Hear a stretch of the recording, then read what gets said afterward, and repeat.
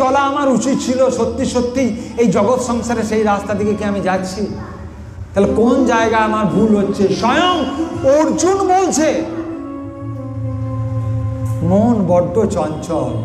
গীতার 6ষ্ঠ অধ্যায়ে বলছে, অর্জুন বলছে চঞ্চলং হি মনঃ কৃষ্ণ প্রমাথি বলবদৃঢ়াম তস্যাহং নিগ্রহং মন্যে বায়োরিব সুদুষ্করম।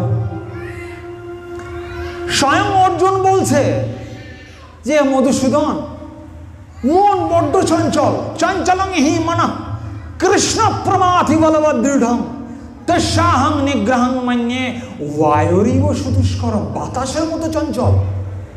আমাদের আপনাদের মন তো ছেড়ে দেন, স্বয়ং অর্জুন গীতাতে 6ষ্ঠ অধ্যায়ে বলছে, 6ষ্ঠ অধ্যায়ের 34 নম্বর শ্লোকে বলছে চঞ্চলং হি মনঃ। একবার গীতা বই খুলে দেখে নেন। আমাদের মন তো চঞ্চল বটেই, স্বয়ং অর্জুনও তার মনকে স্থির করতে পারছে না। যুদ্ধ করবে কি করে? জীবন যুদ্ধে আমি জিতবো কি করে? পড়াশুনো আমার ভালো হবে কি করে? কাজ আমার কন্ট্রোলে থাকবে কি করে? মন আমার নিয়ন্ত্রণেই নেই। আমি ঘোড়ার গাড়িতে চেপেছি, আমি বাসে চেপেছি, আর বাসের ড্রাইভার আর একদিকে বাস চালাচ্ছে, তাহলে তো অ্যাক্সিডেন্ট হবে। অহরহ আমাদের অ্যাক্সিডেন্ট হচ্ছে জীবনে চলতে গিয়ে। তাই অর্জুন বলছে মন বড্ড চঞ্চল। কেমন চঞ্চল? বাতাসের মতো চঞ্চল। কেমন বাতাসের মতো চঞ্চল? দুরন্ত বাতাসকে যেমন আটকানো যায় না, আপনি আপনার মনকেও আটকাতে পারবেন না। তাহলে সেই রাস্তা যদি আপনার জানা না থাকে, তাহলে বাবা আপনি আপনার মনকে আটকাতে পারবেন। তাহলে প্রশ্ন হচ্ছে মনকে কি করে আমি আমার নিয়ন্ত্রণে রাখবো, যার দ্বারা আমি আমার এই মনটাকে শ্রীকৃষ্ণের চরণে অর্পণ করতে পারবো? কি করে এই মনকে নিয়ন্ত্রণ করতে পারবো? এই জিনিস বাবা বিদ্যালয়ে শেখানো হবে না, এই জিনিস বাবা স্কুলে পড়ানো হবে না। এই জিনিস শুনতে গেলে আপনাকে গীতা পড়তে হবে, গীতা শুনতে হবে, ভাগবত শুনতে হবে। জীবনের যেটা আসল শিক্ষা সেটাই তো আমরা জানলাম না। সেই জন্যই তো আমাদের সন্তানদের আজ এই অবস্থা। সেই জন্য তো আজকে আমাদের পিতামাতাদের বৃদ্ধাশ্রমে যেতে হচ্ছে। সেই জন্যই তো সংসারে অশান্তি ঘটছে। জীবনের শিক্ষা তো কিছুই দেওয়া হচ্ছে না। শুধু পাস করলে চাকরি পাবে, আর কি করে মোটা মোটা টাকা রোজগার করবে, কি করে ব্যাংক ব্যালেন্স বাড়াবে, কি করে জীবনের আয়ু বাড়াবে, কি করে জীবনের পরম ধন বাড়াবে, সে শিক্ষা তো বাবা বিদ্যালয়ে একদিনও দেওয়া হলো না। তাই গীতাতে বলছে যে কি করে আমি আমার মনকে নিয়ন্ত্রণ করব। তাই স্বয়ং মধুসূদন বলছে, দেখুন গীতা এবং ভাগবত অনেকেই মনে করি যে একটাই গ্রন্থ। গীতা এবং ভাগবত অনেকেই মনে করি যে একটাই গ্রন্থ। আমাদের স্কুল কলেজে গীতা না তো পড়ানো হয়, না ভাগবত পড়ানো হয়, না পুরাণ পড়ানো হয়, কিচ্ছু পড়ানো হয় না। তার ফলে আমাদের সন্তানরা কোনটা গীতা কোনটা ভাগবত আমরা জানি না, ভাবি গীতাও যা ভাগবতও তাই। সেই জন্য দেখবেন বানানটা দেখবেন শ্রীমদ ভগবত গীতা, বানানটা ভালো করে দেখবেন। আর দেখবেন ভাগবত একটা আকার বেশি আছে দেখবেন ভাগবতে। আমরা অনেকেই বলি ভাগবত গীতা, ভাগবত এবং গীতা সম্পূর্ণ আলাদা। গীতা কি, যেখানে অর্জুন বুঝতে পারছেন না মধুসূদন বোঝাচ্ছেন, সেটাই হচ্ছে ভাগবত, যার 700 শ্লোক আছে, 18টা অধ্যায় আছে। ভাগবত কি, যেখানে পরীক্ষিত আর মাত্র 7 দিন আয়ু, মাত্র 7 দিন আয়ু জীবনের পরীক্ষিত, সেখানে শ্রীকৃষ্ণ দৈপায়ন বেদব্যাস পুত্র সুখদেব বোঝাচ্ছে। সুখদেব বলছে ভাগবতের কথা, 7 দিনে কি করে এই জীবন সমুদ্র থেকে উত্তরানো যাবে। তার 12টা স্কন্ধ, 335টি অধ্যায়, 18,000 শ্লোক, যেটা ভাগবত নামে পরিচিত। মাঝে মাঝে ভাগবতের কথা আসবে আমাদের। সেই জন্য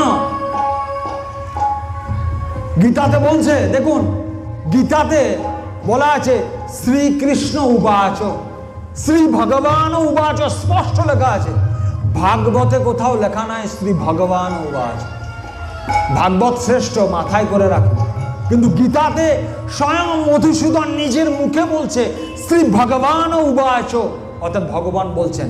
এবার অর্জুনের এই প্রশ্নের উত্তরে মধুসূদন বলছেন কি করে মনকে আমি আমার নিয়ন্ত্রণে রাখবো। বলছেন অসংশয় মহাবাহ মন দুর্নিগ্রহং চলং অভ্যাসেন তু কন্তেয় বৈরাগ্যেন চ গৃহ্যতে। মনকে যদি বশ করতে চান তাহলে দুটো রাস্তা আছে, একটু মায়েরা শুনবেন ভালো করে, কারণ আবারও বলছি এই পদ্ধতি এই বিষয় কোথাও শেখানো হবে না, একমাত্র গীতা যদি পড়েন তাহলে গীতা আপনাকে শেখাবে এই কথা। যদি মনকে নিজের বশে আনতে চান, যদি চান আপনার সন্তানের মন সন্তানের নিয়ন্ত্রণে থাকবে, তাহলে এই পদ্ধতি আপনার সন্তানকে শেখান। কি বলছে? অসংশয় মহাবাহ মন দুর্নিগ্রহং চলং অভ্যাসেন তু কন্তেয় বৈরাগ্যেন চ গৃহ্যতে। অর্জুন, তুমি ভুল কিছু বলনি। মন অত্যন্ত শক্তিশালী, কিন্তু তাকে বশ করা যায় না এমন নয়, তাকে বশ করা যায়। কিভাবে বশ করা যায়? বলছে অভ্যাস আর বৈরাগ্য, এই দুটো বিষয়ের দ্বারা বশ করা যায়। সেটা আবার কি জিনিস? অভ্যাস হলো কোনো একটা কাজকে প্রতিনিয়ত করে যাওয়া, আপনার ভালো লাগছে না তাও করে যাওয়া। দেখুন, যে জিনিসটা করলে আপনার ভালো হবে সেইটা আমাদের কোনোদিনই করতে ভালো লাগবে না। সকালবেলায় ওঠা ভালো আমরা সবাই জানি, কিন্তু কারোর আমাদের ভালো লাগে না। বেশিক্ষণ মোবাইল দেখা আমাদের ভালো নয়, কিন্তু ওইটাই আমাদের ভালো লাগবে। যার সুগার হয়েছে তার মিষ্টি খাওয়া নিষিদ্ধ, কিন্তু সেইটাই তার খেতে ভালো লাগবে। এই জগৎ সমাজে এসে যেটা করলে আমাদের উপকার হবে, যখন গীতা পাঠ হচ্ছে, ভাগবত পাঠ হচ্ছে, আপনি যখন আপনার পাশের জনকে বলবেন যে চলুন না, চলো না একটু গীতা পাঠ হচ্ছে শুনে আসি, ভাগবত পাঠ হচ্ছে শুনে আসি, তখন সে বলবে তোমার সময় নেই, কাজকর্ম নেই, তুমি যাও, আমার কত কাজ সংসারে। তার মানে এখানে যারা বসে আছেন তাদের কাজকর্ম নেই বলেই বসে আছে, তাই তো নাকি? ভালো করে ভেবে দেখবেন। আপনি কাউকে যদি বলেন চলো না একটু গীতা পাঠ শুনে আসি, ভাগবত পাঠ শুনে আসি, সে আপনাকে বলবে তোমার তো কাজ নেই, ছেলে তো ঘরে থাকে না, স্বামী তো থাকে না, তোমার আবার কাজ কি? বসে বসে গীতা শুনবে না তো, হরিনাম করবে না তো, তোমার আবার কাজ কি? তো ভালো করে ভেবে দেখুন বাবা, তোমাকে একদিন হরিনামের এই জায়গাতে আসতেই হবে। যত তাড়াতাড়ি আসবে তোমার মঙ্গল, আমার মঙ্গল না। যত তাড়াতাড়ি এই রাস্তায় আসবে তোমার পরিবারের মঙ্গল, তোমার মঙ্গল, তোমার সন্তানের মঙ্গল হবে। এক বালতি দুধে যদি এক ফোঁটা কাগজি লেবুর রস পড়ে যায়, গোটা দুধটাকে নষ্ট করে দেওয়ার ক্ষমতা রাখে। ভালো করে ভেবে দেখবেন, একটা সংসারে যদি একটা কুমন্ত্রের বীজ প্রবেশ করে গোটা সংসারটাকে অনিষ্ট করে দেয়। একটা কালবৈশাখীর ঝড় গোটা পৃথিবীটাকে তছনছ করে দিতে পারে। তাই ভালো করে ভেবে দেখুন, অভ্যাসের দরকার। তোমার হরিনাম করতে ভালো লাগছে না তাও তুমি করো। তোমার সন্তানের সন্ধ্যাবেলায় পড়তে ভালো লাগছে না, পড়াতে বসা, অভ্যাস বললো, এছাড়া কোনো রাস্তা নেই। তোমার 16 নাম 32 অক্ষর জপতে ভালো লাগে না, জপো। মন তোমাকে নিয়ে যাবে চারিদিকে, মন তোমাকে ছুটিয়ে ছুটিয়ে নিয়ে যাবে।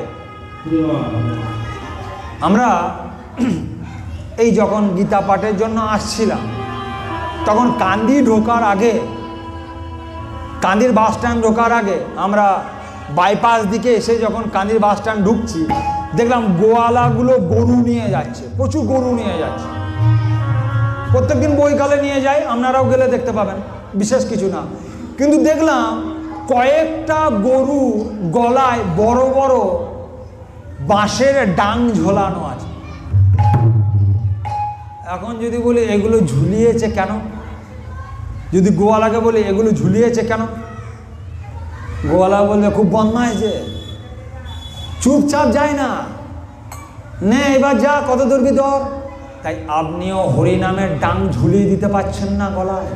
কোথায় যাবি যা, এই মন কত দূরে যাবি যা, তোর কতটা ক্ষমতা আছে দেখি। হরিনামের ডাং আজকে গলায় ঝুলিয়ে নেন, দেখি আপনার এই মনটা কত দূরে যায়, কত দূরে যায়।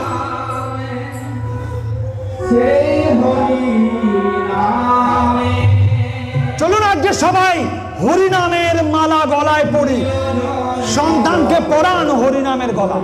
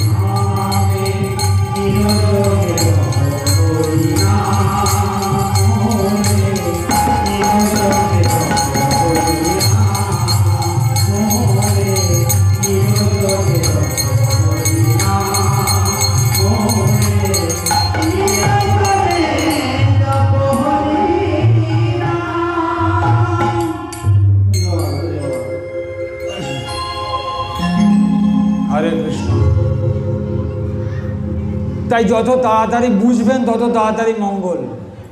হরিনাম ছাড়া কোনো গতি আমাদের নেই এই জগৎ সমাজে এসে।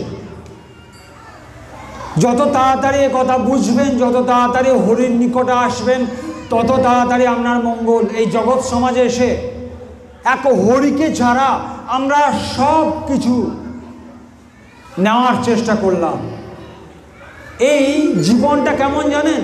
এই জগৎ সমাজে এসে আমরা কেমন করে বাঁচার চেষ্টা করছি জানেন? এক ছাড়া শুধু শূন্যই জোগাড় করে গেলাম মাত্র। একটু মন দিয়ে শুনবেন কি বলছে। এই জগৎ সমাজে এসে আমরা এক ছাড়া শুধু শূন্যই জোগাড় করে গেলাম। সেটা কিরকম করে বলছো তুমি এ কথা? দেখুন, একের পর যত শূন্য লাগাবো সেই শূন্যের মান 10 গুণ করে বেড়ে যাবে। সেটা কিরকম দেখুন, একের পর যদি আমি শূন্য দিই তাহলে তার মান 10 গুণ বেড়ে যাবে, অর্থাৎ একের পর শূন্য দিলে 10 হয়ে যাবে। তারপর যদি আমি আবার শূন্য দিই তাহলে 10-এর 10 গুণ অর্থাৎ 100 হয়ে যাবে। তারপর যদি আমি আবার শূন্য দিই তাহলে 100-এর 10 গুণ অর্থাৎ 1000 হয়ে যাবে। তারপর যদি আমি আবার শূন্য দিই তাহলে 1000-এর 10 গুণ 10,000 হয়ে যাবে। তারপর যদি আমি আবার শূন্য দিই তাহলে 10,000-এর 10 গুণ 1,00,000 হয়ে যাবে। ভালো করে ভেবে দেখুন, শুধু পার্থক্য একটা করে শূন্য আমি দিচ্ছি। এবার এই সব শূন্যগুলো থেকে আমি 1 তুলে নিলাম, এই শূন্যগুলোর কোনো দাম থাকবে না। ভালো করে বুঝে নেবেন কি বলছি। জীবনে আমার স্বামী হলো, পুত্র হলো, ঘর হলো, চাকরি হলো, ব্যাংক ব্যালেন্স হলো, সব শূন্য, নিট ফল 0, কোনো কাজে লাগবে না। কিন্তু আমি এককেই সামনে লাগালাম না, কি হবে শেষকালে? সেই এক যদি উঠে যায় এইগুলো কোনো কাজে লাগবে না। সেই পরম পিতা যে আমাদের জন্ম থেকে আমাদের খবর রাখে, আমরা এসে বলি তুমি আমার জন্য কি করেছো? সেই পরম পিতা জন্মগ্রহণ করিনি সেই দিন থেকে আমার খবর রাখে, আর আমি এসে বলি আমি তো তোমাকে কই চোখে দেখতে পাচ্ছি না, তুমি আমার জন্য কি করেছো? কি না থা তো দাঁত দিয়া दूध माँ को खबर है खुदा को तुम क्या करोगी सुमाए है अभी भी शरण ले उसकी बेड़ा पार हो जाएगी भरसारा के खुद की ना था तो दांतों दिया दूध माँ को खबर है खुदा को तुम क्या करोगे। একটা সন্তান ভূমিষ্ঠ হওয়ার পর যেদিন তার দাঁত থাকে না, পরম পিতা জানে এ শক্ত খাবার খেতে পারবে না, তার জন্য মায়ের স্তনে দুধ দিয়ে পাঠায়। একটা মা নিজেও জানে না তার স্তনে কিভাবে দুধ আসে, সেই পরম পিতা জানে এ শক্ত খাবার খেতে পারবে না, এর জন্য সন্তান জন্মগ্রহণ করার সঙ্গে সঙ্গে তার আহারেরও ব্যবস্থা করে দেয়। ভালো করে ভেবে দেখবেন, বিচার করে দেখবেন। যেদিন শক্ত খাবার খাওয়ার ক্ষমতা চলে আসে সেদিন আস্তে আস্তে মায়ের স্তন থেকে দুধ চলে যায়। আমি এসে প্রশ্ন করছি তুমি আমার জন্য কি করেছো? না থা তো দাঁত দিয়া দুধ মা কো খবর হে খুদা কো। তিনি জানেন সন্তান আসতে চলেছে, তার খাবারের ব্যবস্থা আমাকে করতে হবে। ঈশ্বর আমাদের জন্য কি করেনি সেই প্রশ্নটা একবার করে দেখুন। আর আমি যদি একবার প্রশ্ন করি তুমি ঈশ্বরের জন্য এতটা বছর ধরে কি করেছো একবার তুমি আমাকে বলো। তোমার হাত দিয়েছে, পা দিয়েছে, চোখ দিয়েছে, নাক দিয়েছে, কান দিয়েছে। একবার প্ল্যাটফর্মে গিয়ে দেখো অনেকের হাত নেই, পা নেই। তোমার তো পা আছে, হাত আছে, তোমার মাথার উপরে ছাদ আছে, তোমার তো একটা চাকরি আছে, তোমার তো কিছু পশু পাখি আছে, তার সত্ত্বেও তুমি ঈশ্বরকে দোষ দিয়ে যাচ্ছ। পরম পিতা এতটাই দয়ালু, নির্দ্বিধায় সহ্য করছে সে কথা, একবারও এর জন্য বিরোধিতা করেনি। যে সন্তান তো ভুল করে। ভালো করে ভেবে দেখবেন, আমরা আমাদের সন্তান অনেক সময় কোলে চেপে প্রস্রাব করে দেয়, আমরা কি তাকে মারি? সন্তান পায়খানা করে দেয়, আমরা কি তাকে মারি? কেন? জানি যে সন্তান সে জানে না, পরম পিতাও তাই জানে না, ও অবলা, ও কি বলছে মুখ দিয়েই জানে না কি বলা ওর উচিত ছিল, ও জানেই না কি বলা উচিত ছিল। আমরা সেই পরম পিতা সম্বন্ধে এই ধরনের প্রশ্ন করি, পরম পিতাকে অবজ্ঞা করি। ঈশ্বর আমাদের কাছে কি চাই জানেন? গীতাতে স্পষ্ট বলছে, গীতার 9ম অধ্যায়ের 26 নম্বর শ্লোকে, পত্রং পুষ্পং ফলং তোয়ং ইয়ো মে ভক্ত্বা প্রযচ্ছতি তদহং ভক্ত গোপ্রহিতাস্মি প্রজাতাত্মনা। ঈশ্বর আমাদের কাছ থেকে কি চাই জানেন? স্পষ্ট গীতাতে বলছে, পত্রং পুষ্পং ফলং তোয়ং ইয়ো মে ভক্ত্বা প্রযচ্ছতি। বেশি কিছু চায় না আমাদের কাছ থেকে, এত বড় বড় লুচি চায় না, এত বড় বড় মন্ডা চায় না, এত বড় বড় রাজভোগ চায় না। কি চায়? পত্রং মানে হচ্ছে পাতা। সংস্কৃত খুব সহজ, একটুখানি পড়লেই বুঝতে পারবেন। মুশকিলের বিষয় হচ্ছে সংস্কৃতটা আমাদের 7-8-এ পড়ানো হয়, তারপর একবারে গিয়ে 11-12-এ পড়ানো হয়, তারপরে উপর দিকে আপনি যত যাবেন, কিন্তু নিচের দিকে গোড়াটাকেই নষ্ট করে দেওয়া হচ্ছে। আর এই আমাদের যত গ্রন্থ আছে, রামায়ণ, মহাভারত, পুরাণ, উপনিষদ, সব সংস্কৃততে, কিন্তু সেইটাই শেখানোর কোনো রাস্তা নেই। এখানে দেন, এখানে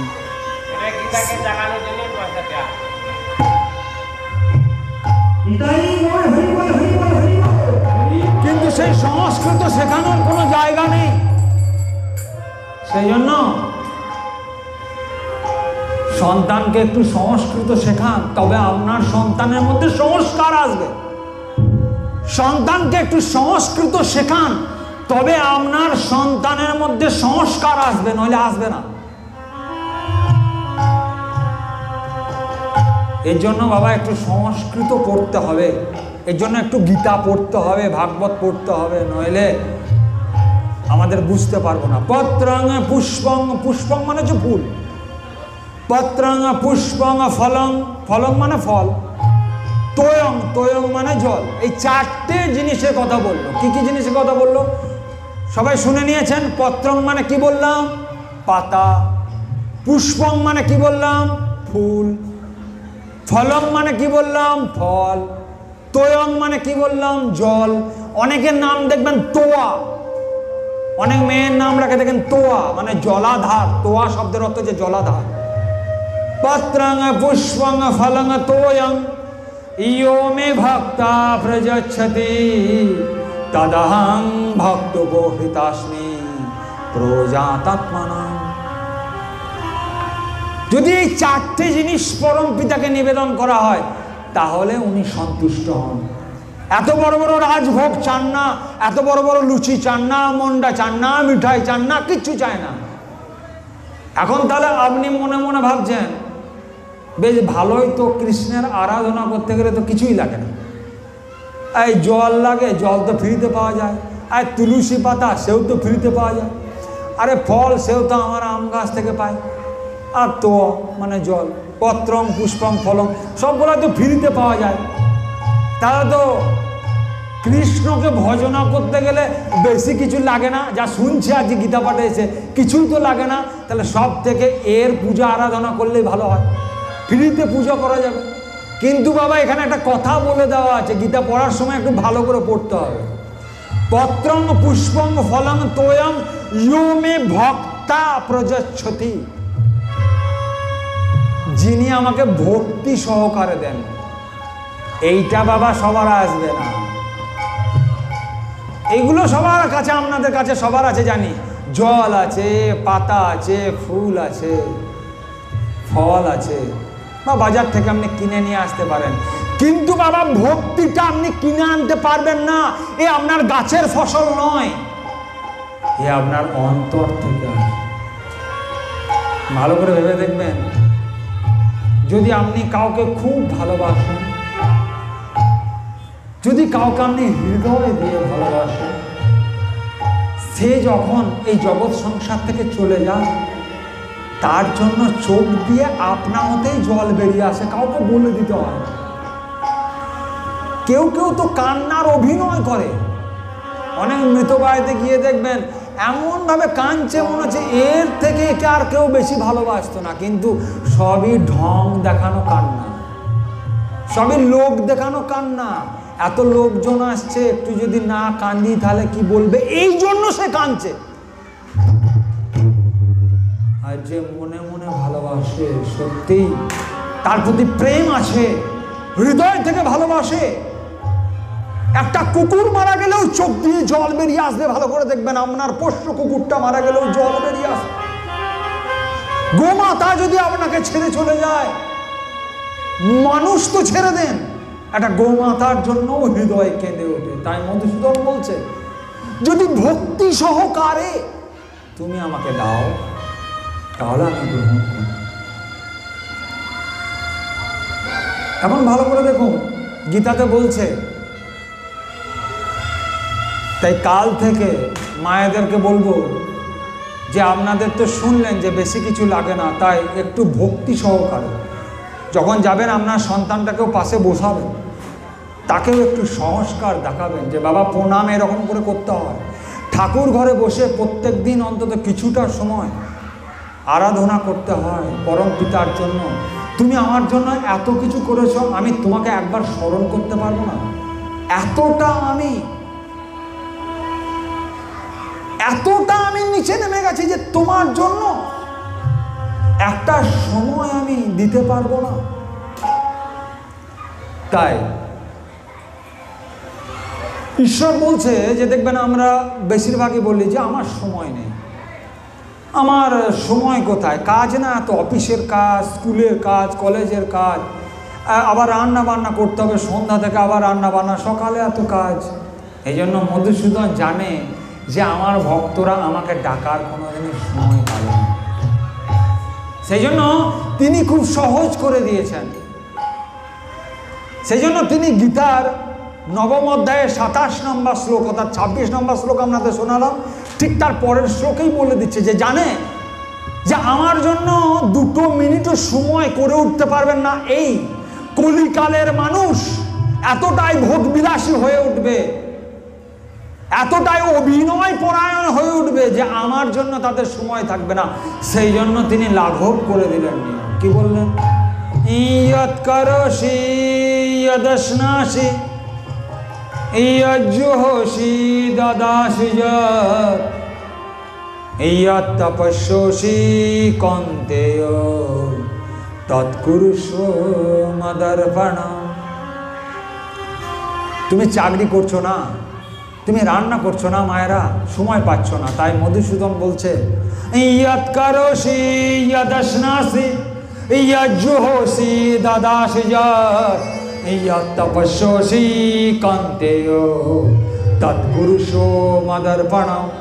যৎ করোষি, তুমি যা করছো, তুমি রান্না করছো, রান্না করতে করতে আমাকে ডাকো, হরে কৃষ্ণ বলতে বলতে রান্না করো, তোমার মনটা অন্যদিকে যাবে না। ইয়ৎ করোষি, তুমি গাড়ি চালিয়ে তোমার কর্মক্ষেত্রে যাচ্ছ, সময় পাচ্ছ না, গাড়ি চালাতে চালাতে আমাকে স্মরণ করো, মনটা অন্যদিকে যাবে না, অ্যাক্সিডেন্ট হবে না। ইয়ৎ করোষি, যা করছো, তুমি উঠান নেকাচ্ছো, হরিনাম করতে করতে উঠান নেকাও, হরে কৃষ্ণ উঠান নেকানোটা খুব সুন্দর হবে। তুমি তুলসী পাতা দান করছো, হরে কৃষ্ণ ইয়ৎ করোষি ইয়দশ্নাসি, তুমি যে কোনো যজ্ঞ করছো আমাকে স্মরণ করতে করতে বলো। যজ্ঞোষি, তুমি যা করছো এই জগৎ সংসারে এসে তুমি আমাকে স্মরণ করে করো, সেই কাজ অত্যন্ত সুন্দর হবে। দেখবেন আপনাদের এখানে এই যে হরিনাম হচ্ছে বা আপনাদের পাশেও কোনো জায়গায় যখন হরিবাসর হয়, দেখবেন 5-7 দিনের 5-7 দিনের জন্য যখন কোনো অনুষ্ঠান হয়, শেষে দেখবেন ভোগের আয়োজন করা হয়, শেষ দিনে মহাভোগের আয়োজন করা হয়। দেখবেন সেই ভোগ একই চাল ডাল দিয়ে তৈরি, আপনিও যা খাচ্ছেন দোকান থেকে সেই জিনিস নিয়ে যাচ্ছে, কিন্তু সেই ভোগের যা স্বাদ, আপনার বাড়ির রান্নার স্বাদ কিন্তু সেই রকম না।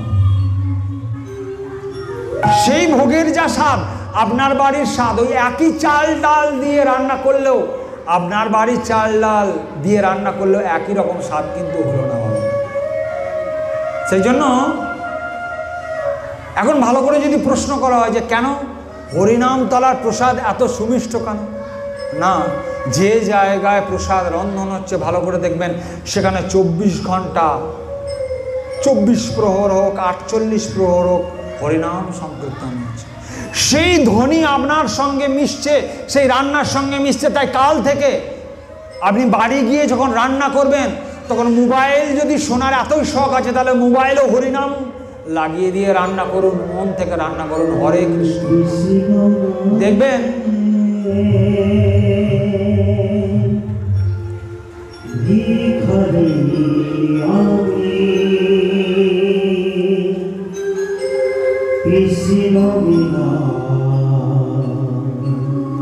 ছোট করে দিই।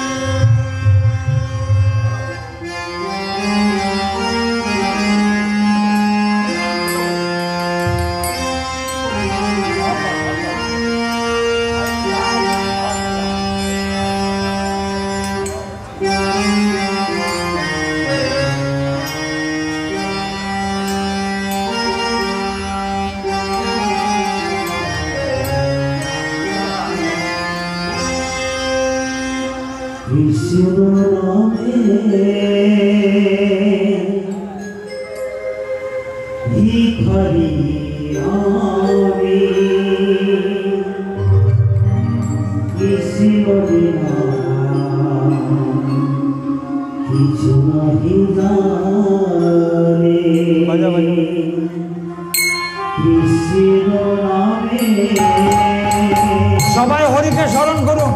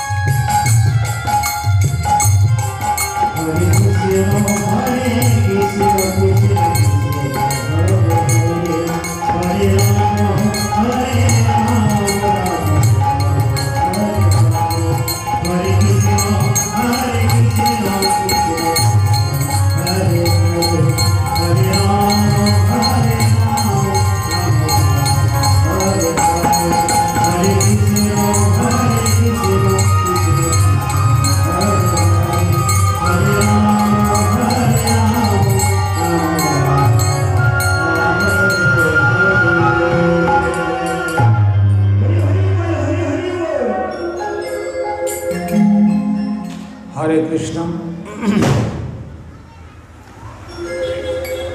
আমাদেরও খুব ভালো লাগছে যে আপনারা এতক্ষণ ধরে একদম এক মনে শুনছেন, এক মনে দেখছেন।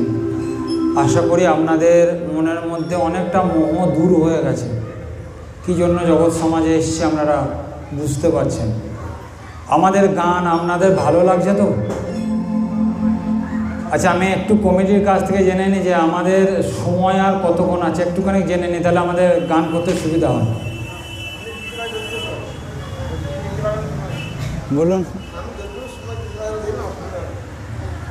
না, অনেকেরই আমাদের ভাইদের সংশয় হয়েছে যে এবার তো আমরা আমাদের পোর্শনটা শেষ করব মোটামুটি আর আধ ঘন্টার উপর। এদিক থেকে ভাই খোঁচাচ্ছে, দেখো সময় হয়ে যাচ্ছে। আবার যারা বসে আছে সামনে তারা যদি মন থেকে বিরক্ত হয় এসে বক বক বক বক করেই যাচ্ছে সন্ধ্যা থেকে এসে। ওর তো কাজকর্ম নয়, আমাদেরকেও কাজকর্ম নয়, আমাদের খেতে হবে, যেতে হবে। আচ্ছা, আপনাদের চরণধুলি মাথায় নিয়ে আজকে আমি যাব। তো আর বেশিক্ষণ বিরক্ত আপনাদের করব না। দেখুন, আজকের দিনে সমাজের অবস্থা খুবই খারাপ। আমি একজন কলেজের অধ্যাপক হয়ে এই কথাটা বলছি। স্কুল কলেজে আজকে ছাত্র অনেক কম। সংস্কার দেওয়ার মতো আর জায়গা স্কুল কলেজে নেই। তাই আজকে আমরা গ্রাম ঘুরে ঘুরে, পাড়া ঘুরে ঘুরে, বিভিন্ন জায়গায় গিয়ে মানুষকে একটু জাগানোর চেষ্টা করছি। ঘুমিয়ে আছে মানুষ, আর কত ঘুমাবে? এবার একটু জাগুন, দিন তো চলে যাচ্ছে। তাই এবার একটু জাগার সময় হয়েছে। তাই আপনাদেরকে ধন্য যে আপনারা, ধন্য যে আপনাদের এতক্ষণ চুপচাপ বসে আছেন, একদম একটুকু শব্দ নেই, সারা নেই, একদম নির্দ্বিধায় বসে আছেন। চলুন আমি আপনাদেরকে শোনাচ্ছিলাম যে মায়েরা বলছেন যে আমি সময় পাচ্ছি না, বাবারা বলছেন যে আমি সময় পাচ্ছি না। সব কিছু করার সময় পাচ্ছেন, টিভি দেখার সময় পাচ্ছেন, ফেসবুক করার সময় পাচ্ছেন, ইউটিউব দেখার সময় পাচ্ছেন, আর যেটা দেখার দরকার ছিল সেটা দেখার আপনি সময় পাচ্ছেন, সেটা আমরা সময় পাচ্ছি না। তাই আপনাদেরকে শোনালাম, আপনি যা করছেন, আপনি বান্না বাজছেন, আপনি সবজি কাটছেন, যা কাটছেন, আপনি সেই পরম পিতাকে স্মরণ করতে করতে করুন। সেই কাজ আরো ভালো হবে, সেই কাজ আরো পবিত্র হবে। দেখুন, খাবার খাওয়ার আগেও ঈশ্বরকে স্মরণ করে খেতে হয়, এই জিনিস আজকে আমাকে শেখাতে হচ্ছে গীতা পাঠের আসরে এসে। আমরা জানি না খাবার খাওয়ার আগে ঈশ্বরকে স্মরণ করতে হয়। গীতাতে বলছে কি জানেন? যদি আপনি খাবার খাওয়ার আগে ঈশ্বরকে স্মরণ না করেন তাহলে আপনি একজন চোর হবেন, চোর। আবার বলছি, খাবার খাওয়ার আগে আপনি যদি ঈশ্বরকে স্মরণ না করে খান তাহলে আপনি একজন চোর হবেন, চোর। ইষ্ট্বান ভোগান হিব দেবা, প্রত্যেকটা জিনিসের আমি রেফারেন্স দিয়ে যাচ্ছি আপনাদের। গীতার কত নম্বর অধ্যায়ের কত নম্বর শ্লোক পাঠ করছি প্রত্যেকটা বলে যাচ্ছি। যদি আপনাদের এত কথা মনে না থাকে, আমাদের ব্যানার আপনাদের পিছনে লাগানো আছে, আমাদের ইউটিউব চ্যানেল গীতা দর্শন, GEETA স্পেস দিয়ে DARSHAN, আমাদের এখানে কার্ডও আছে, দরকার হলে নিয়ে যাবেন। আমাদের এই ভিডিওটাও আপলোড হবে, দুদিনের মধ্যে আপলোড হয়ে যাবে। আপনারা আমাদের এই যে দল দেখছেন, এই দলটার নাম হচ্ছে তেজস্বী সংঘ। এই দলে আপনারা যাদেরকে যাদেরকে দেখছেন প্রত্যেকেই কিন্তু আমরা আলাদা আলাদা কর্ম কাজ করি। কেউ ব্যাংকের সঙ্গে যুক্ত, তো কেউ পুলিশের কাজের সঙ্গে যুক্ত, আমি অধ্যাপনার কাজের সঙ্গে যুক্ত, কেউ রাজমিস্ত্রি কাজের সঙ্গে যুক্ত, কেউ চাষের কাজের সঙ্গে যুক্ত। সবাই আমরা আলাদা আলাদা কর্মক্ষেত্রে আছি, কিন্তু সবাই আমরা একটা জায়গাতে আছি, সেটা হচ্ছে পরম পিতার আরাধনা। সবার কর্মক্ষেত্র আলাদা। আমার যদি অধ্যাপনার জায়গা কলেজ হয় তাহলে একজনার রাজমিস্ত্রির কাজ করে, একজন ব্যাংকের কাজ করে। এখানে যাদেরকে আপনি দেখছেন সবাই কিন্তু আমরা আলাদা আলাদা কর্মের সঙ্গে ব্যস্ত, কিন্তু সবাই মিলে যেটা আমরা করি সেটা হচ্ছে পরম পিতার আরাধনা। আজকে সেই জন্যই প্রত্যেক পরিবারে সবাই মিলে পরম পিতার আরাধনা করা দরকার। সেই জন্য দেখুন গীতায় বলছে,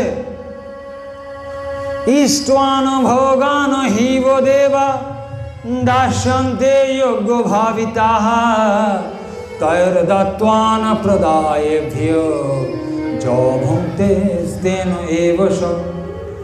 গীতার 2 নম্বর অধ্যায় কর্মযোগ তার 12 নম্বর শ্লোকে বলছে, যদি তুমি ভোজনের পূর্বে ঈশ্বরকে না দিয়ে খাও তাহলে তুমি চোর হবে। এখন প্রশ্ন হচ্ছে, আমি চাকরি করে টাকা জোগাড় করে নিয়ে আসছি, চাল কিনছি, ডাল কিনছি, ঈশ্বরকে দিলাম আর না দিলাম চোর হব কেন? আমার বাবার জমি ফসল হচ্ছে, পটল হচ্ছে, মূলো হচ্ছে, বেগুন হচ্ছে, ধান হচ্ছে, সেই ধান আমি পিষিয়ে চাল করে নিয়ে এসে রান্না করব, ঈশ্বরকে দিলাম আর না দিলাম, তুমি আবার এসে বলছো চোর হব কেন? ভালো করে ভেবে দেখো। এই যে ধানটা জমিতে উৎপন্ন হচ্ছে, এই যে বেগুনটা যেটা আপনি রান্না করে খাচ্ছেন, এই যে পটলটা যেটা আপনি খাচ্ছেন, ভালো করে ভেবে দেখুন, সূর্যের কিরণ না থাকলে হবে? চন্দ্রের জ্যোৎস্না না থাকলে হবে? আমাকে বলবেন। আপনি বাড়ির ভেতর বেডরুমে আলু লাগাতে পারবেন? লাগান তো দেখি। আপনি খাটের ভিতর পটল চাষ করতে পারবেন? কে চাষ করতে পারবেন? একটু হাত তুলুন তো দেখি। তাহলে আপনি আলু, পটল, বেগুন, মূলো যাই লাগাবেন তার জন্য সূর্যের কিরণ লাগবে, চন্দ্রের জ্যোৎস্না লাগবে, বায়ু দেবতার স্পর্শ লাগবে, তাহলে বরুণ দেবতার ছোঁয়া লাগবে। তাহলে এদেরকে প্রত্যেকটাই আমরা দেবতা বলি, সূর্য দেবতা, চন্দ্র দেবতা, পবন দেবতা, বরুণ দেবতা। তাহলে যাদের জন্য ফসলটা হলো, আজকে খাবার সময় আপনি তাদের ঋণ শোধ না করে খেয়ে নেবেন? যাদের জন্য আলুটা হলো, যাদের জন্য পটলটা হলো, যাদের জন্য মূলোটা হলো, তাদের ভাগ না দিয়ে আপনি খেয়ে নেবেন? এতটা নির্দয় আপনি। আমি কি বলছি বুঝতে পারছেন কি পাচ্ছেন না? আমি মনে করি না এটা একটা গীতা পাঠের আসর। আমি সেই জন্য আপনাদেরকে বলেছিলাম এখানে উভয় পক্ষের হবে, আপনাদের কাছ থেকে উত্তর চাই। আপনারা কি মনে করেন ঈশ্বরকে স্মরণ করে খাওয়া উচিত কি উচিত না, একটু আপনাদের কাছ থেকে জানবো। তাহলে বলুন, এই সংস্কার আজকে আপনি আপনার সন্তানকে শেখান, এই সংস্কার আপনি আপনার বৌমাকে শেখান, এই সংস্কার আপনি নিজে শিখুন। খাবার আগে কি মন্ত্র বলতে হয় সে মন্ত্রও বলা হচ্ছে। ব্রহ্মারে পনং ব্রহ্মরহবি ব্রহ্মাগ্নৌ ব্রহ্মণাহুতম ব্রহ্মৈব তেন গন্তব্যম ব্রহ্ম কর্ম সমাধিনা সহনা ভবতু সহনৌ ভুনক্তু সহ বীর্যং কর্মারহৈ তেজস্বিনাবধিতমস্তু মা বিদ্বিষাবহৈ। ব্রহ্মার্পণং ব্রহ্মারহবি ব্রহ্মাগ্নৌ ব্রহ্মণে হুতম ব্রহ্মৈব তেন গন্তব্যম ব্রহ্ম কর্ম সমাধিনা। সেই জন্য বলা হয় ব্রহ্মকর্ম। ভোজনটা প্রসাদ। যারা যারা খাবারের অপমান করে জেনে রাখবেন পরজন্মে তারা কুকুর হয়ে জন্মাবে। আপনি যে কর্মফল ভোগ করছেন সেটা প্রারব্ধ কর্ম। অনেককে দেখবেন খাবার পাচ্ছে না, রাস্তায় রাস্তায় ঘুরে বেড়াচ্ছে, এটা আর কিছুই নয়, তার প্রারব্ধ কর্ম ছাড়া আর কিছুই নয়। এই জীবনে যা করে যাচ্ছেন সেটাই প্রারব্ধ ফল হয়ে আপনার জীবনেই আবার ফিরে আসবে। অস্বীকার করার কোনো জায়গা নেই। কে পুত্র, কে কন্যা, কে ভ্রাতা, কে ভগিনী, কেউ কারো নয়, সবাই সবার প্রারব্ধ কর্ম ফল ভোগ করছে।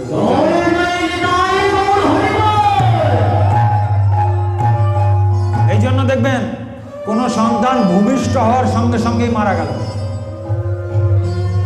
অষ্টবসুর দেবব্রত ছাড়া 8 জনই মারা গেছিল, আপনারা জানেন, শান্তনুর পুত্র।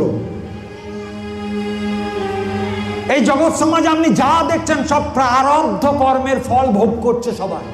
এই জন্য আমি আপনাদেরকে অনুরোধ করব, আজ এই নারায়ণীর পরম পবিত্রময় স্থানে বসে আপনাদেরকে অনুরোধ করব, আপনার কর্মটা আপনি আর খারাপ করবেন না। আপনার কর্মটা আর খারাপ করবেন না, যাতে পরেও আপনাকে আবার কষ্ট পেতে হয়। সেই জন্য জীবনে কি করে শান্তি পাওয়া যাবে গীতাতে বলা হচ্ছে। যাই হোক, এটা আরো বড় করে শোনাবো করে আপনাদেরকে নিয়ে এসেছিলাম। দেখুন, এই গীতা পাঠ মাত্র 2-3 ঘন্টায় শোনানো অসম্ভব। আমি বৈদ্যপুরে 3 দিন শুনেও শেষ করতে পারিনি। ভাগবত পাঠ 7 দিনের হয়, 18,000 শ্লোক 7 দিনের হয়। এই মাত্র 3 ঘন্টা সময় আমার ক্ষমতা নেই গীতাটাকে আপনাকে বোঝাবো। এর জন্য আরো অনেক সময়ের দরকার, আরো অনেক দিন সময়ের দরকার। তো মাত্র 3 ঘন্টায় আমি আর গীতা কি করে শোনাবো আপনাদের? তার মধ্যে আবার গান আছে, দেখতেই পাচ্ছেন। তো আমি আপনাদেরকে একটা প্রশ্ন নিয়ে এসেছিলাম যে জীবনে শান্তি কি করে লাভ করব। এই জন্য বলা হচ্ছে, খুব শর্টকাটে বলে যায়, জীবনে বলা হচ্ছে যে গীতার 4র্থ অধ্যায়ের নাম হচ্ছে জ্ঞান যোগ। সেখানে বলছে, নহি জ্ঞানেন সদৃশং পবিত্রমিহ বিদ্যতে তৎস্বয়ং যোগ সংসিদ্ধি কালেনাত্মনি বিদ্যতে। জ্ঞান ছাড়া এই জীবনে আপনি শান্তি পাবেন না। ভাবছেন 2 তলা বাড়িটা 4 তলা হয়ে গেলে শান্তি আসবে, কই আসেনি তো। ভাবছেন ছেলের বিয়েটা দিয়ে দিলে একটা বৌমা নিয়ে এলে ঘরে শান্তি আসবে, আসেনি। ভালো করে ভেবে দেখুন। ভাবছেন চাকরির মাইনাটা 20 থেকে 30 হাজার হয়ে গেলে শান্তি আসবে, আসেনি তো বাবা। যে জায়গায় যে জিনিস নেই খুঁজলে পাবেন কি করে? নাই তো, ওগুলোতে শান্তি খুঁজে বেড়াচ্ছেন। ওগুলো যার মধ্যে যে জিনিসটা আছে খোঁজেননি তো কখনো, রাস্তা দেখায়নি তো আপনাদেরকে কেউ, শুধু হরিবোল হরিবোল করে চলে গেছে। শান্তি তো বাবা নেই। তাহলে রাজা তো সব থেকে সুখে থাকতে পারত। তাহলে যার প্রচুর টাকা 10 তলা বাড়ি সে তো সুখে থাকতে পারতো। ভালো করে দেখবেন রাত্রে তার ঘুম হয় না, ওষুধ খেয়ে ঘুমাতে হয়। খবর নিয়ে দেখুন ব্লাড প্রেসার, সুগার রোগে ধরে ফেলেছে। শান্তি নেই। অনেকে বলি মরলে শান্তি, শ্মশানে সেখানেও শান্তি নেই। তাহলে শান্তি লাভ করতে গেলে গীতাতে বলছে তোমার জ্ঞান দরকার। জ্ঞান পেতে গেলে আমাদেরকে কি করতে হবে? এখন প্রশ্নটা হচ্ছে, জ্ঞান তো আর বাজারের কোনো জিনিস নয়, গেলেন ঝোলাতে করে আমাকে এ গ্রেডের জ্ঞান দেন তো 500, কাল বাজার থেকে কিনে আনবেন তো। কাল কারা কারা বাজারে যাচ্ছেন? কালকে তো চণ্ডীপাঠ আছে, তার আগে একটু জ্ঞান কিনে আনবেন বাজারে। বলবেন আমাকে 500 জ্ঞান দেন তো, একটু এ কোয়ালিটির জ্ঞান দেন। কোন দোকানে কাঁদির পাওয়া যায় একটু খুঁজে দেখবেন তো বাবা। এর জন্য আপনাকে গীতা পাঠের আসরে আসতে হবে। তাহলে জ্ঞান লাভ করব কি করে? তারও দুটো রাস্তা বলেছে, আমি একটা রাস্তাতে যাচ্ছি। আজকে সময় কম, 9:45 বাজতে চললো প্রায়। আমি খুব সংক্ষেপে শেষ করব। কখন সময় হয়ে গেছে আপনারা খেয়াল করেননি, তো আমি খুব সংক্ষেপে শেষ করছি। শ্রদ্ধাবান লভতে জ্ঞানম তৎপরো সংযতেন্দ্রিয়া জ্ঞানং লব্ধ্বা পরাং শান্তিম অচিরেনাধিগচ্ছতি।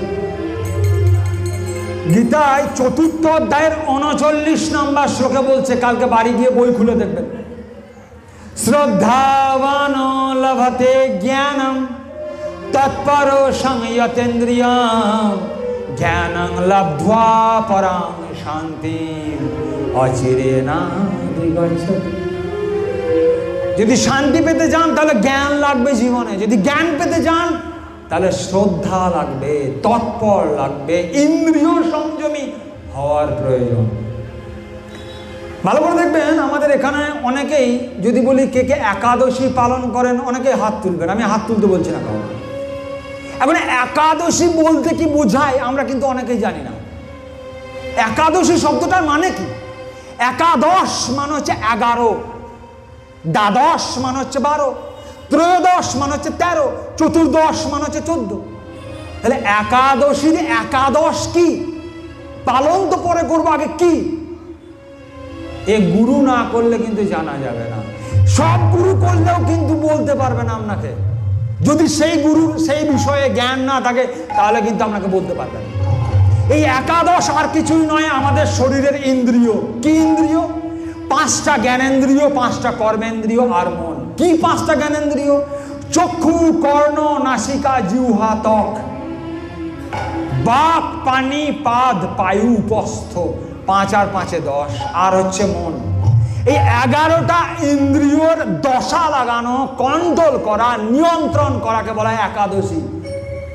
একাদশী বাবা এত সহজ জিনিস নয়। শুধু না খেয়ে থাকাটাই কিন্তু একাদশী নয়। অনেকেই বলবেন যে আমি একাদশী পালন করি, সারাদিন কিছু খাই না। ভালো করে দেখবেন সংসারে শান্তি আসবে কি করে জানেন? তার জন্য বলছে যে আপনার মুখের উপর বাঘ, সরস্বতীর আর এক নাম হচ্ছে বাঘ দেবী। সেই জন্য একাদশ ইন্দ্রিয়ের এক ইন্দ্রিয় বলা হচ্ছে বাঘ। পানি, পানি মানে হচ্ছে হাত, বিনা পানি মানে সরস্বতী। বাক, পানি, পাদ, পাদ মানে হচ্ছে পা। পায়ু এবং উপস্থ, মলদ্বার এবং মূত্রদ্বার। তাহলে আমাদের বাক সংযমী করতে পারলাম না আমি, জীবনে এসে কোনোদিন সংসারে শান্তি আসবে কি করে? ভালো করে দেখবেন। আমি যদি আপনাদেরকে প্রশ্ন করি, কালকে দুপুর বেলায় কি দিয়ে মুড়ি খেয়েছেন আপনাদের মনে আছে? রাত্রে কি দিয়ে ভাত বা রুটি খেয়েছেন? আচ্ছা, কার কার মনে আছে একটু হাত তুলুন তো। বেশিক্ষণ টাইম নেই কিন্তু, 5 সেকেন্ড টাইম। কালকে রাত্রে কি কি দিয়ে ভাত খেয়েছেন বা রুটি খেয়েছেন? এখনো হাত ওঠেনি কিন্তু। এবার যদি বলি 1 সপ্তাহ আগে কি দিয়ে ভাত খেয়েছেন? আচ্ছা, এবার যদি বলি 1 মাস আগে, কার কার মনে আছে? এবার যদি বলি 1 বছর আগে, কার কার আছে একটু হাত তুলুন তো। এতক্ষণ হাত বলছিলেন একজন, এবার হাত তুলুন তো। এবার যদি বলি 5 বছর আগে কি দিয়ে ভাত খেয়েছেন এই দিনটাতে? 25শে সেপ্টেম্বর, আজকে 9ই ফাল্গুন। 9ই ফাল্গুন তো আজকে, ঠিক বলছি তো? আজকে 9ই ফাল্গুন, 25শে সেপ্টেম্বর, আজকে 9ই ফাল্গুন। এই আজকে 8 তারিখ, তাহলে 8ই আশ্বিন আগের বছর কি দিয়ে মুড়ি খেয়েছেন মনে আছে? কিন্তু 10 বছর আগে আপনাকে এই বাজারের মোড়ে কেউ অপমান করেছে, এখনো আপনার মনে আছে। আজ থেকে 25 বছর আগে আপনার বাড়িতে আপনাকে কেউ কটু কথা বলেছে, এখনো আপনার মনে আছে। এবার বাবা মনে আছে না ভুলে গেছেন?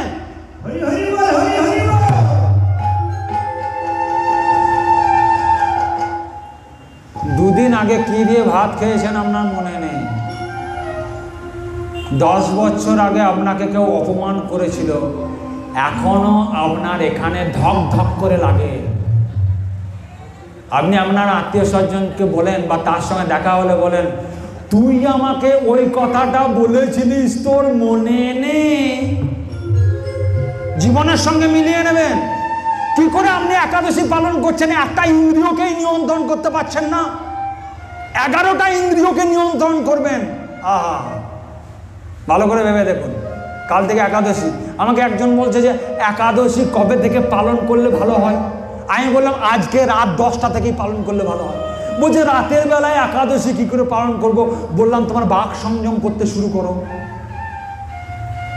এই পা দিয়ে তোমার কোথায় যাওয়া উচিত ছিল, আর তুমি কোথায় গেলে এতদিন ধরে? এই মুখ দিয়ে তোমার কি বলা উচিত ছিল, কি কথা বলে গেলে? তাহলে শাশুড়ি আর বৌমায়ের মধ্যে কেন ঝামেলা হবে না সংসারে?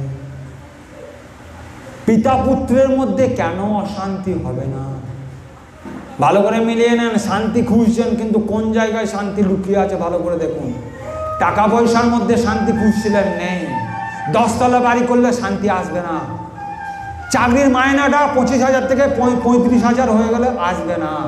এই জন্য আপনাকে সংশোধন করতে হবে। কি সংশোধন করতে হবে? বাক সংযম বড্ড কঠিন। জিভে ঈশ্বর কোনো হার দেয়নি, কিন্তু বড় বড় হারওয়ালা প্রাণীকে মেরে ফেলার ক্ষমতা রাখে। ভালো করে দেখবেন, জিভে কোনো হার নেই, কিন্তু হারওয়ালা প্রাণী মানুষকে পর্যন্ত মেরে ফেলে।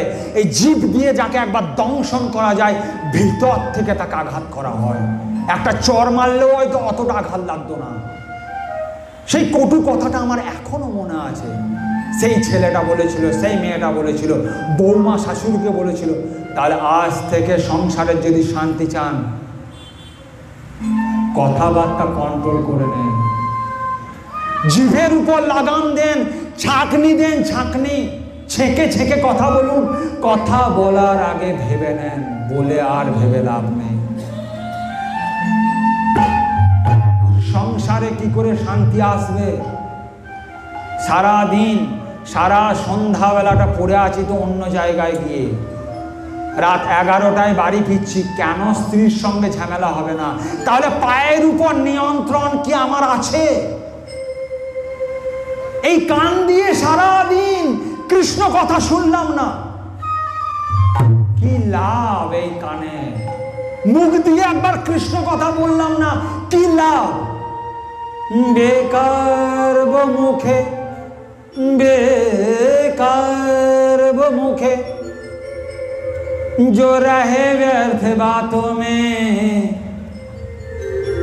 है आंखें वो जो शाम को दर्शन किया करे, है शीश जो प्रभु चरण में बंधन क्रिया करे,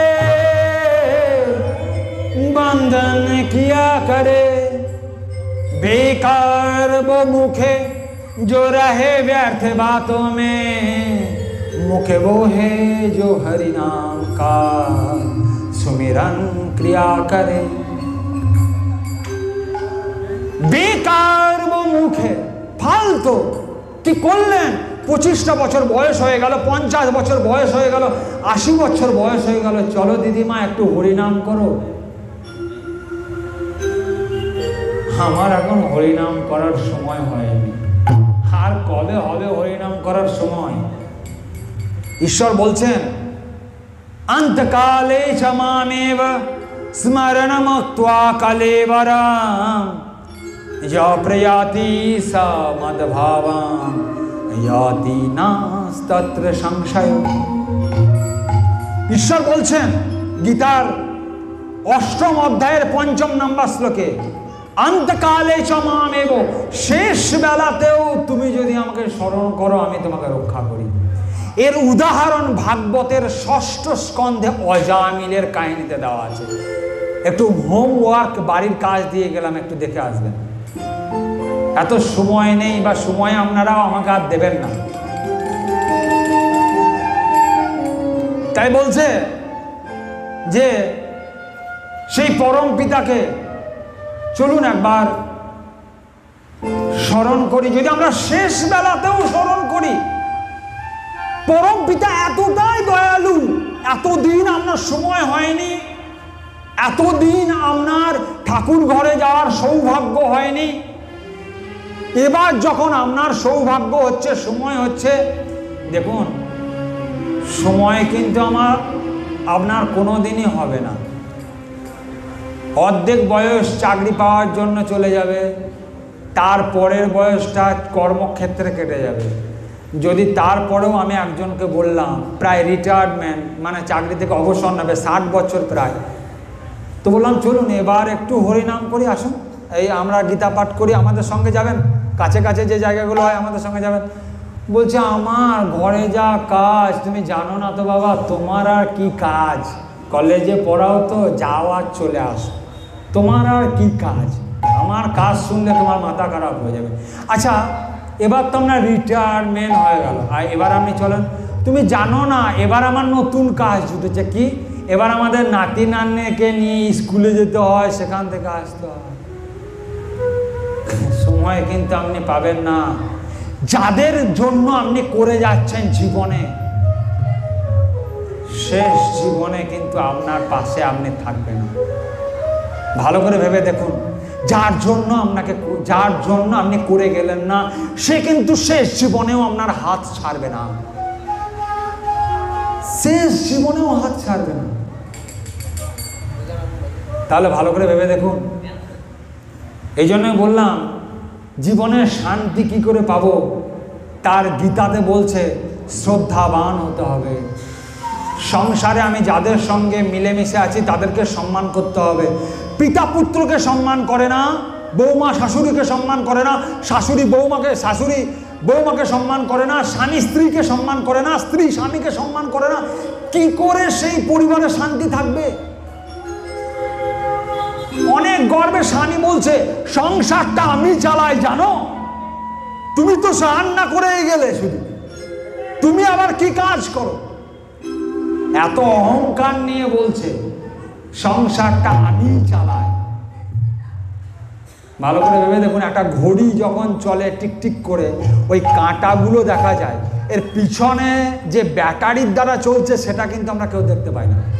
ভালো করে ভেবে দেখবেন, আমাকেও যে কেউ চালাচ্ছে ভুলেই যায়, আত্ম অহংকারে বলি আমি এই সংসার চালাচ্ছি, তুমি কে? তোমার ভাব কেমন আমি জোগাচ্ছি, এইরকম উঁচু গলায় বলবে, দেখবেন লজ্জা হওয়া দরকার। এই ধরনের কথা বলার আগে একবার গীতা শোনা দরকার। সেই জন্যই বললাম, মধুসূদন বরাহ পুরাণে বলছে গীতা আমার ঘর, আর গীতার জ্ঞানকে আশ্রয় করে আমি এই জগৎ সংসার চালাই। তাই তুমি একবার গীতা শুনলেই না, তুমি একবার গীতা পাঠ করলেই না, কি করে তুমি এই সংসারের নিয়ম বুঝবে? এই সংসারে এসে তুমি কি করে শান্তি পাবে? তাই আপনাদেরকে অনুরোধ করব, কাল থেকে যদি আপনি আপনার পরিবারটাতে শান্তি আনতে চান, তাহলে বাক সংযম করুন, পায়ের উপর নিয়ন্ত্রণ নিয়ে আসুন, চোখের উপর নিয়ন্ত্রণ নিয়ে আসুন। যখন পরম পিতাকে তুমি এই চোখ দিয়ে দেখবে, তোমার দৃষ্টিভঙ্গি আলাদা হয়ে যাবে, তোমার চলৎ শক্তি আলাদা হয়ে যাবে। এই হাত কোন জায়গায় যাওয়া উচিত, কোন জায়গায় যাওয়া উচিত নয়, সেই গান তোমার মধ্যে আসবে। তাই আজকে আমরা আর বেশি দূর গীতার কথাকে এগিয়ে নিয়ে যাব না, আমরা এবার আস্তে আস্তে সমাপনের দিকে এগিয়ে নিয়ে যাব। আজকে আমরা যে বিষয়টার উপর আলোচনা করছিলাম, আজকে আমাদের আলোচ্য বিষয় গীতাটার যেটার উপর ছিল, সেটা হচ্ছে আমাদের এই জীবনটা যদি পরম পিতার চরণে আশ্রয় না করি, আর কবে করব? মানুষ হয়ে জন্মানোর পরও যদি একবার হরিনাম না করি, তাহলে কি ছাগল হয়ে জন্মালে করব, না ভেড়া হয়ে জন্মালে করব, না শুয়োর হয়ে জন্মালে করব? যদি মানুষ হিসাবে জন্মগ্রহণ করেও একবার হরিকে ডাকতে না পারি, একবার হরির চরণতলে আশ্রয় নিতে না পারি, একবার হরির চরণতলে একবার মাথা ঠেকাতে না পারি, আর কবে আমার সময় হবে, আর কোন জনিতে গেলে আমাদের সময় হবে? 84 লক্ষ জনির মধ্যে 80 লক্ষ জনির পর আমরা মনুষ্য জন্ম পাই। সেই প্রসঙ্গে আমি আজকে আর ঢুকলাম না। এই 84 লক্ষ জনি কি কি স্থাবরং, আচ্ছা ঢুকবো না, চলুন, নাহলে সময় হয়ে যাবে। তো চলুন, আজকে যেটা বললাম তাই আমি সকলের নিকট হাত জোর করে বলছি, আর সময় নেই আমাদের। ইয়াতস্য হি ধ্রুব মৃত্যু ধ্রুবং জন্ম মৃতস্য চ তস্মাৎ পরিহার্যেয়র্তে ন তং সচতম অর্হসি। যখন জন্মেছেন তখন মরতেই হবে। গীতার 2য় অধ্যায়ের 27 নম্বর শ্লোকে বলছে, আমরা যখন জন্মেছি তখন আমাকে মরতেই হবে, এই সংসারে আমি থাকবো না। ইয়াতস্য হি ধ্রুব মৃত্যু ধ্রুবং জন্ম মৃতস্য চ তস্মাৎ পরিহার্যেয়র্তে ন তং সচতম অর্হসি। তাই চলুন, আর দেরি না করে আজকে শোয়ার আগে থেকেই সেই পরম পিতাকে অন্তত ডাকি যে আমার ভুল হয়ে গেছে, তুমি আমাকে ক্ষমা করে দাও। পরম পিতা এখনো আপনাদেরকে ক্ষমা করে দেবে। তাই চলুন, সেই পরম পিতা ছাড়া আর যেন আমরা না হয়। হরে কৃষ্ণ কৃষ্ণ কৃষ্ণ হরে হরে, হরে রাম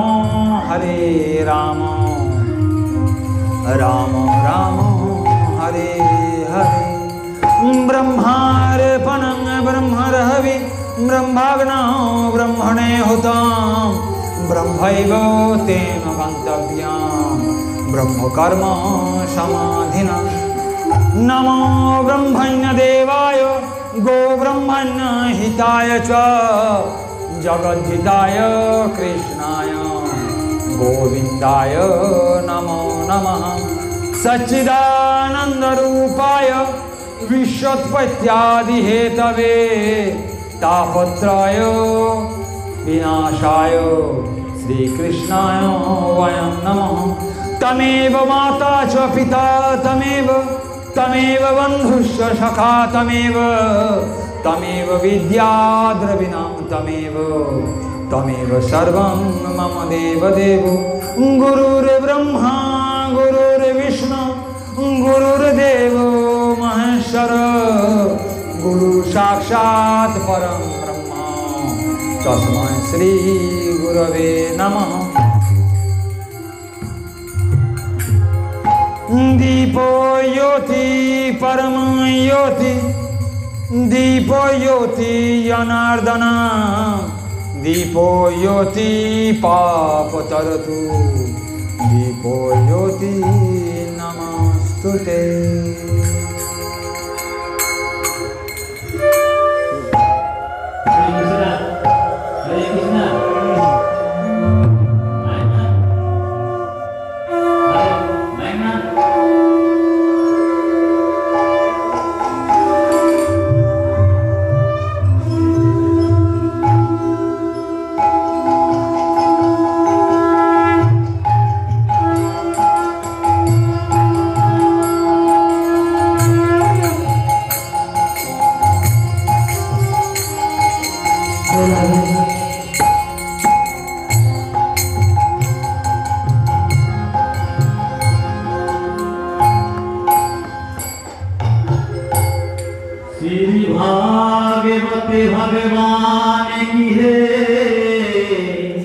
একটু প্রদীপ থাকলে একটু দেখাবেন, একটু শঙ্খ বাজাবেন, একটু এখানে যদি প্রদীপ থাকে একটু দেখাবেন।